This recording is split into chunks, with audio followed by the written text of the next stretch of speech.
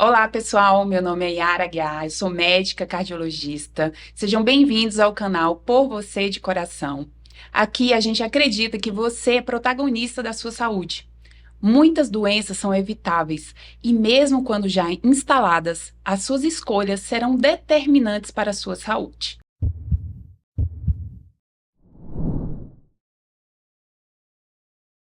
E o tema de hoje vem sido muito estudado nos últimos anos, com muitas mudanças, porém cheio de informações e disseminação de informações erradas pela internet. Seria a menopausa e a terapia de reposição hormonal.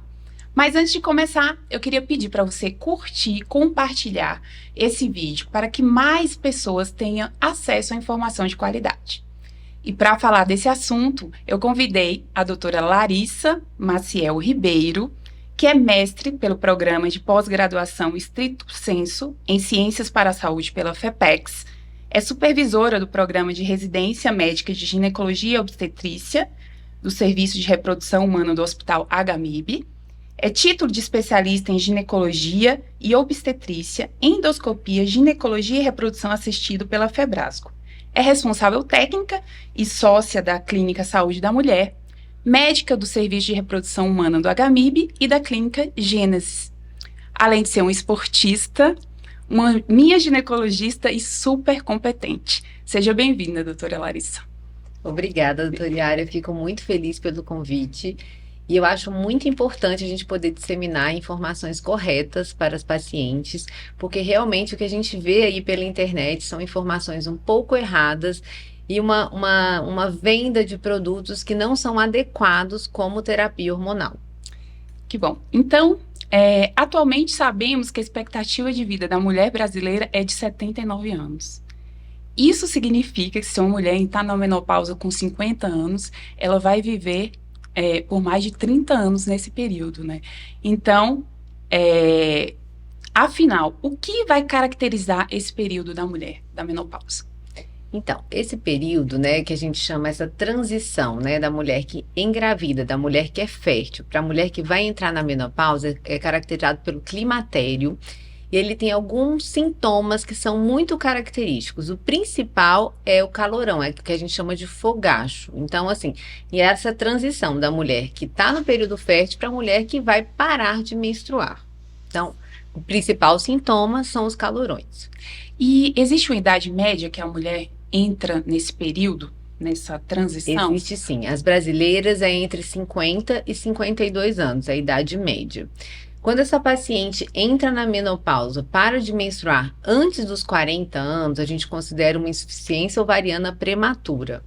Entre 40 e 45 anos é uma menopausa precoce. Então, a média da brasileira é entre 50 e 52 anos. E como eu sei que estou entrando nesse período, né, nessa transição, nessa menopausa? Você já citou como principal sintoma o calorão, mas que outros sintomas a mulher poderia observar nesse momento? Ótimo, então. A gente tem vários outros sintomas, né? 80% são os calorões. A gente tem uma alteração da memória, distúrbio do humor, né? Então, essas mulheres às vezes ficam mais depressivas, mais ansiosas. A gente tem distúrbios do sono. Essas mulheres, 50% dessas pacientes vão ter dificuldade para dormir. Essas pacientes vão ter uma perda de massa óssea, tá?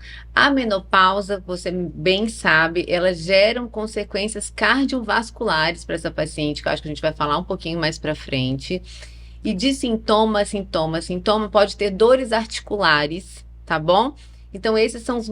E principalmente, além dos calorões, a gente vai ter ressecamento vaginal, às vezes ardência vaginal e dor na relação sexual, entre outros sintomas geniturinários. Essas pacientes na menopausa, elas têm mais frequentemente infecção urinária, pelo ressecamento, pela atrofia genital. E existem mulheres que são mais propensas a ter sintomas típicos da menopausa? As pacientes um pouco acima do peso têm mais propensão, tá bom? As pacientes com sintomas depressivos, elas têm mais alteração do humor, tá? Então, a gente tem algumas características de paciente que vão apresentar uns sintomas mais acentuados, vamos dizer assim, tá? Mas as pacientes que com sobrepeso, obesidade, aquelas pacientes também mais que não praticam nenhum tipo de atividade física, aquelas pacientes que já são propensas também a problemas mentais, psicológicos, de ansiedade, depressão, né?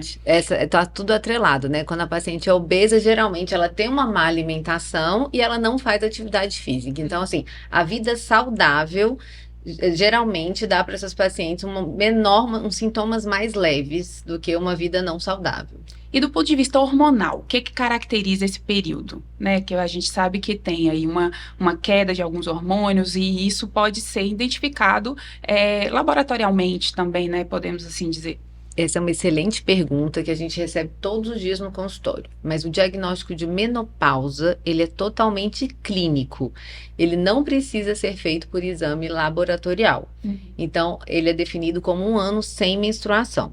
Mas quando você quer pedir um hormônio, você vai pedir o FSH e o estradiol.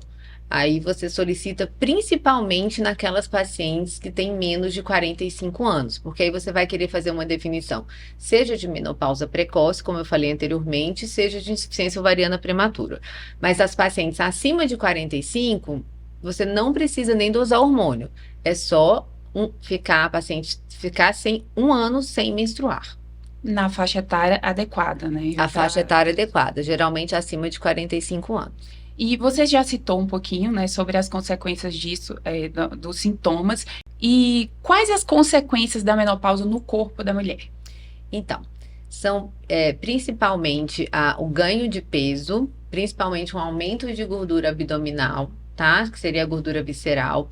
A gente vai ter uma perda de massa óssea, podendo causar fraturas, e a gente vai ter uma diminuição do colágeno na pele, né? Então, causando maior flacidez.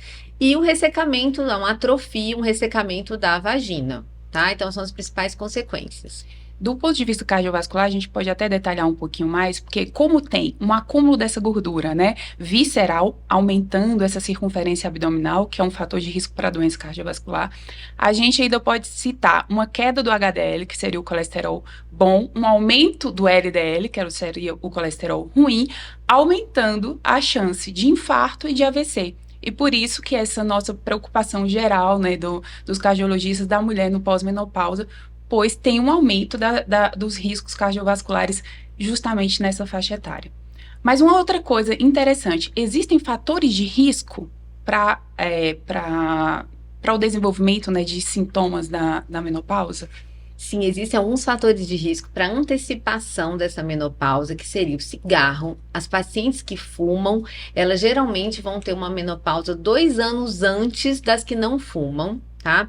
Tem um fator genético, geralmente pacientes que têm mães ou irmãs com menopausa precoce, com insuficiência ovariana prematura, podem ter uma maior chance de ter uma insuficiência ovariana prematura.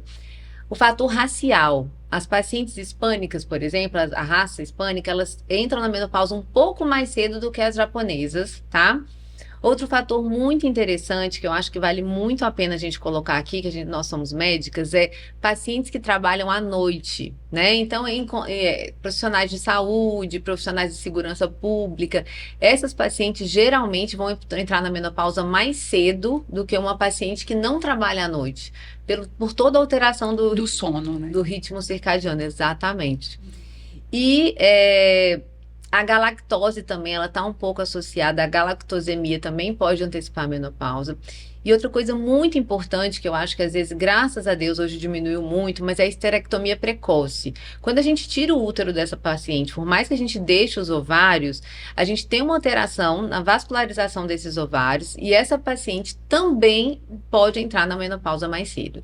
Então, todos esses são fatores de risco para a paciente entrar na menopausa mais cedo e, consequentemente, como a doutora Yara falou, ter consequências cardiovasculares mais novas, tá? Então, isso tudo está atrelado. Reforçando, né, que o estilo de vida saudável, evitar tóxico, abuso de bebida alcoólica, né, ter uma prática regular de atividade física, controle do sono e da alimentação são fundamentais para a saúde geral de qualquer doença que a gente for falar aqui, né.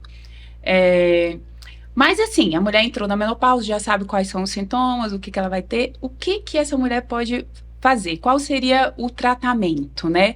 E mais ainda, que é uma coisa bem atual que a gente vai falando, em que momento essa mulher deveria estar começando esse tratamento? Ótimo. O tratamento é feito com hormônio, tá? O hormônio é o estrogênio, tá? O momento ideal, que a gente chama de janela de oportunidade, é o momento da perimenopausa, ou seja, aquela paciente que ainda nem parou de menstruar, ou os primeiros 10 anos da menopausa. Então, os primeiros 10 anos após a paciente ter parado de menstruar. Por quê? Porque aí ela vai ter benefícios cardiovasculares e outros benefícios a mais, tá bom? Então, esse é o momento ideal. Exato, isso é muito interessante porque já se estudou muito, né, terapia de reposição hormonal no início, e os primeiros estudos eles mostravam aumento, né, de mortalidade das mulheres por risco cardiovascular, mas foi feita uma dosagem diferente em mulheres que estavam muito mais velhas, então a doença cardiovascular já estava instalada, né? E então isso a gente reforça hoje em dia no consultório que essas mulheres devem começar esse acompanhamento antes de iniciar efetivamente na menopausa, para que, além de se beneficiar da melhora de sintomas, tem uma melhora do risco cardiovascular também, Exatamente. né? Que é muito interessante. Esse estudo que você comentou é um estudo muito falado, porque foi um estudo muito grande, né? Então, ele tem muitos vieses. Então, o maior viés dele é o que você comentou. As pacientes eram muito mais velhas. Foi iniciado num momento que não era para ter iniciado a terapia hormonal. E quais as indicações para a terapia de reposição hormonal? Toda mulher vai se submeter à terapia de reposição hormonal? Não. Somente pacientes sintomáticas. Por quê? Porque o benefício do hormônio tem que superar o risco do hormônio. Então, a resposta é bem clara. Só pacientes sintomáticos. Não é para todo mundo. Em torno de 20% das pacientes não terão sintomas, né? Principalmente sintomas vasomotores, que são os calorões. E aí, essas pacientes não vão precisar de terapia hormonal. E aí, como que é feito, né? Você já citou basicamente, porque eu acho que é bom a gente detalhar que terapia de reposição hormonal é feita com o uso do estrogênio, né? Exatamente. Essa é a reposição hormonal da mulher pós-menopausa. Então, mas ela pode ser feita de diferentes formas. Você pode citar? Com certeza. É porque, assim, a terapia hormonal, ela é feita com o estrogênio. A gente usa a progesterona quando a paciente tem útero. E ela serve exclusivamente para proteção do endométrio, que é a camada interna do útero dessa paciente, que é a camada que descama e menstrua. Então, a gente usa a progesterona para isso. A testosterona não é uma terapia hormonal, nem a gestrinona, tá? Quando a gente opta por usar em algumas pacientes testosterona, a gente tem que dar para essa paciente também o estrogênio, porque o estrogênio que é a terapia hormonal. Aí a gente dá preferência sempre para a terapia hormonal, ela pode ser feita de forma transdérmica, oral, mas a gente sempre prefere a transdérmica por não ter aquela passagem hepática e alterar menos o colesterol e vários outros fatores, e dar menos efeitos trombóticos também. Transdérmica seria de passar na pele, Isso, né? a transdérmica seria o gelzinho de passar na pele. Então, como você citou, 20% das mulheres não vão ter sintomas, né? 80%, então, a grande maioria vai ter algum sintoma, então vai acabar sendo indicado. Porém, para algumas mulheres, apesar de indicado, ela vai ter contraindicações para a terapia de reposição hormonal. Sim. E quais seriam essas contraindicações? Então, pacientes com câncer de mama, pacientes que já tiveram trombose, pacientes que tiveram AVC, né, que é o derrame, tá? Então, pacientes que têm algum sangramento vaginal de origem inexplicada também são fatores que contraindicam a terapia hormonal. Então, essas pacientes, a gente tem que pensar em outra forma de terapia que não seja hormônio para essas pacientes. E essa seria a minha pergunta seguinte: quais seriam as possíveis alternativas nesse caso? Sim, a gente pode usar os antidepressivos tricíclicos, que aí eles dão uma diminuição nos sintomas vasomotores, tudo bem? E a gente pode usar os fitoterápicos, tá? E aí a gente sempre fala, principalmente, até quando a gente usa terapia hormonal ou terapia não hormonal, a gente orienta ao estilo de vida, tá? Alimentação saudável e atividade física. E para aquela mulher ali que está desesperada, começou na menopausa, isso vai ter um fim? Vai.